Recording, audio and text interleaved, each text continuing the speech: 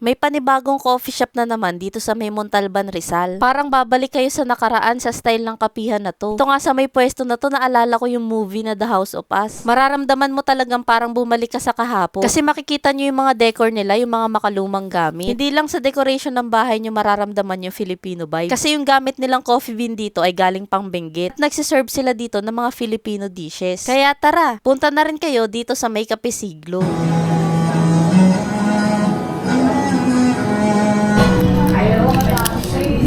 Kangkong chips.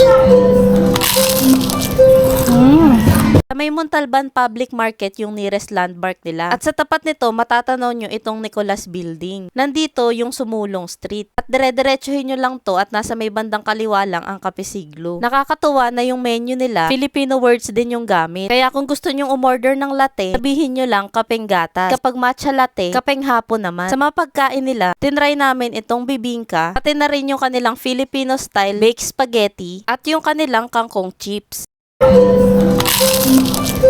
Sa hot coffee naman, tinry din namin yung kanilang Kape Siglo. Balak nyo rin tong dayuhin. Bukas sila simula Martes hanggang Linggo. At sa oras naman ng pagbukas nila, simula alas 4 ng hapon hanggang alas 12 ng umaga. Meron nga rin palang silang delivery. At mag-message lang kayo sa kanilang Facebook page. Pagpunta nga namin, tingnan nyo naman ang dami nilang i-deliver na kape. Kahit kabubukas lang nito, marami na ring sumusubok ng kape nila.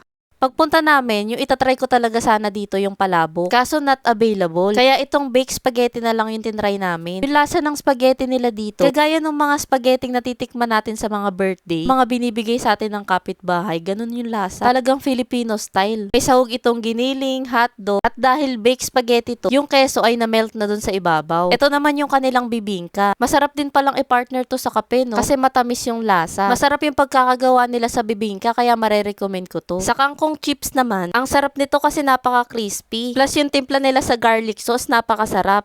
Sa hot coffee naman, ito yung kanilang Kape Siglo. May kahalo itong choknat. Kaya kung namimiss mo na yung lasa nun, ito rin yung orderin nyo. Maganda isama dito yung mga magulang mo o kaya naman lolo't lola mo para ma-feel ulit nila yung kahapon. Hindi nga pala kayo problema dito sa may parking kasi may malawak silang parking space. At kung malakihang pamilya naman yung isasama mo, maraming mga upuan dito. At meron pa dun sa loob ng bahay. Kahit dito kayo pumesto sa labas o kaya naman dun sa loob ng bahay, napaka-presko kasi nasa lilim ito ng mga puno. Dagdag na rin kasi yung style ng bahay na makaluma na maraming bintana. Pag kumain rin kayo dito, try nyo pumesto dito sa may taas ng bahay. Ang ganda na naging experience namin dito. Ang ganda ng lugar, ang sarap ng kape at pagkain. Plus yung mga staff nila dito, mababait at maasikaso sa customer. Maraming salamat nga pala sa nag-recommend nito. Kasi kung hindi ka po nag-comment, hindi ko malalaman na may ganito na palang kapihan sa Montalban. Siya nga pala guys, kung ngayon ka lang nakapanood ng vlog, nag-e-explore ako sa Montalban kung saan ba may sulit na kainan at kapihan. Kaya kung may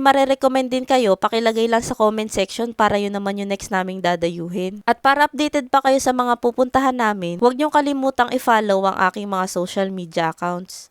Yun lang, maraming salamat sa panonood. Bye!